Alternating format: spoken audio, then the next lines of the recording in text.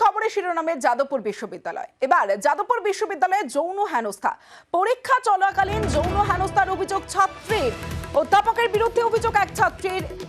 আমার সঙ্গে রয়েছে আমার প্রতিনিধি ইরন রয়েছে। ইরন, লাস্ট আপডেট কি?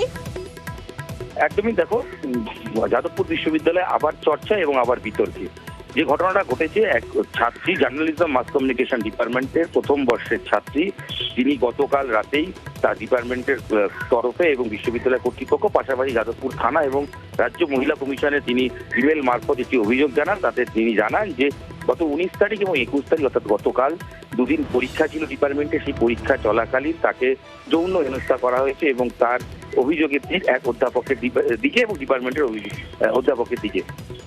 সে চিঠিতে তার সেই অভিযুক্ত স্যারের নাম লিখলেও প্রকাশ্যে সে তিনি কিন্তু জানাতে চাননি। তবে মূলত যে অভিযোগ, পরীক্ষা চলাকালীন আচমকা সেই স্যার তাকে সবার সামনে প্রকাশ্যে বলেন যে তার পোশাক ঝেড়ে দেখাতে হবে, তার কাছে কিছু আছে কিনা, এবং পরবর্তী দিনে গতকাল তাকে নাকি নিয়ে যাওয়া হয় এবং জোর করে হাতে লেখানো হয় এবং একাধিক অভিযোগ করেন এবং তিনি নিজের ট্রমায় আছেন বলে জানান। ইতিমধ্যে যাদবপুর বিশ্ববিদ্যালয় কর্তৃপক্ষ তারা জানিয়েছেন তারা অভিযোগ পেয়েছেন, দ্রুত তারা আইনি তদন্ত করে দেখবেন এবং যথাযথ ব্যবস্থা নেবেন। অন্যদিকে শিক্ষকের তরফ থেকে জানানো হয়েছে তিনিও কিন্তু, অভিযুক্ত শিক্ষক তিনি বলছেন তিনিও কিন্তু দ্রুত তদন্ত চান, কারণ তার বিরুদ্ধে ওঠা অভিযোগ তিনি নস্যাৎ করছেন। বেশ ইরন।